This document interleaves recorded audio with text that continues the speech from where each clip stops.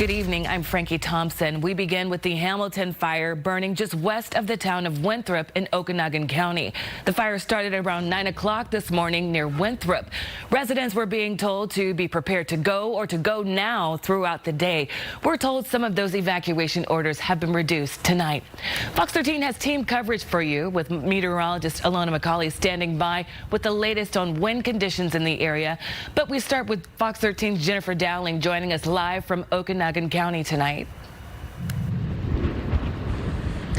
Good evening, Frankie. It is very windy out here at this time, and that wind really drove the fire this afternoon, and there are concerns that the wind will drive the fire tonight. You can see there are crews monitoring at this time. We're in an area that is mostly in the black, and these crews are kind of sitting on it, monitoring the fire, making sure the winds don't push embers into any homes. Some evacuation levels have just been reduced. They've gone from level 3 to level 2 in those areas, and areas that were in a level 2 have now gone to a level 1. We did talk to one fire official who said that he believed that they lost one outbuilding, but the damage is still being assessed. Meantime, the power is on now to most people in Winthrop, which is good news. Some are still without power, however. The fire is 0% contained, and fire officials hope to get a better handle on it tonight. Definitely a wind-driven fire, and that's been one of the primary reasons for the rapid spread. State fire officials say the Hamilton fire broke out at around 9 a.m. Sunday morning, threatening homes and businesses in and around the town of Winthrop, prompting level 2 and 3 evacuation orders.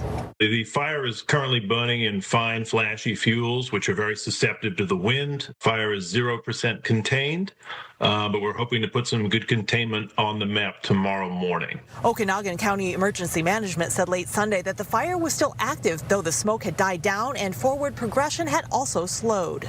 The decision was made to go with a pretty heavy air component very early.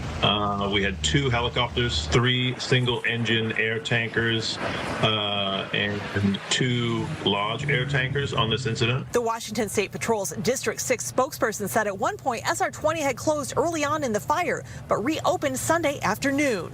We're projected to see some moisture recovery overnight, so we're hoping that projection comes through, and that would help mitigate conditions overnight. Kyle Millward said mobilization specialists from the Fire Protection Bureau have ordered 4 wildland strike teams and 1 interface task force to aid in containment efforts.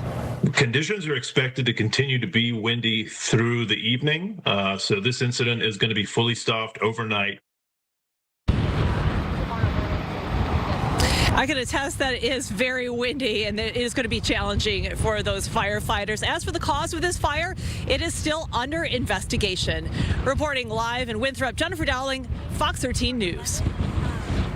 Jennifer, thank you. You can hear the wind howling in our microphone there. Let's turn now to meteorologist Alona McCauley with more on those winds around the North Cascades tonight. Yeah, this has been the very unfortunate thing all day long have been these winds. And you can see we've been talking about gusts in excess of 35 miles an hour up close to Omak and in and around that area close to Stehekin, as well as Twisp, as well as Winthrop. We are talking about those winds, 30 to 40 mile an hour wind gusts. They were not included in the wind advisory for today, but you can see as we get farther south there to parts of Wenatchee, Ellensburg, and even into the Yakima Valley, we were talking about winds closing in on 60 mile an hour gusts there in parts of Ellensburg. Now that wind advisory still in effect for some of those locations through late tonight. We are going to continue to see some of those gusty winds, and even as we just saw from that live shot from Jennifer Dowling, even though we are not looking at that wind advisory posted for the area that the fire is burning right now, it is still incredibly gusty and pushing those flames, so they are going to monitor it all night long. The dry conditions that the Fireland official was talking about, they are there and they're going to continue to get worse. This is the latest drought monitor that came out just this past Thursday, and you can see that area where the fire is right now burning very much in a severe drought already, with moderate drought conditions all around it, and we've already seen that abnormally dry condition expanding in coverage in one of the most wettest places really here in parts of western Washington around the Olympic Peninsula. So that just goes to show you that we're coming off of that very low snowpack winter, and that's going to create for additional problems into the summer.